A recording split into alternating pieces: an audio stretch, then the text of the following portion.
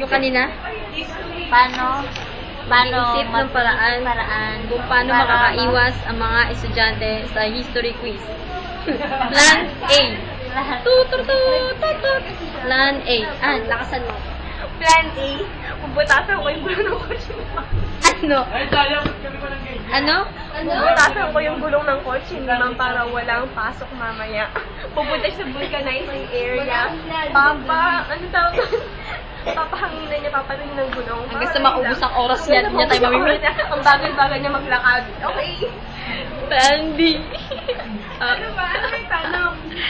Ways kung paano makakaiwas sa mga estudyante sa history quiz.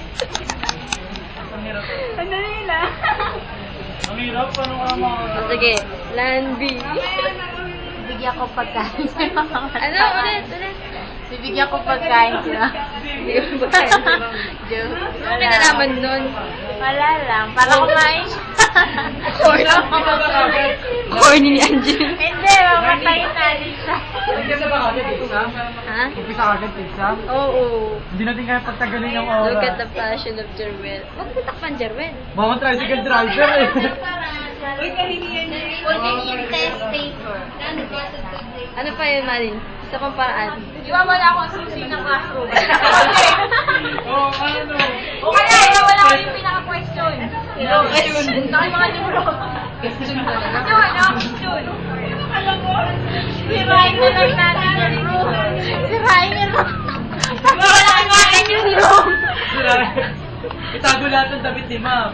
No, para di makapanaman palit doon. Paglaruin ng sports si ma'am para magpausos siya. Huwag natin buksan yung electric fan, sirain natin yung LC para mainit. No? Itapon na ng bote natin. Hindi tayo papasok. And the best part is, Patayin. patayin si ma'am. Kala ko ba si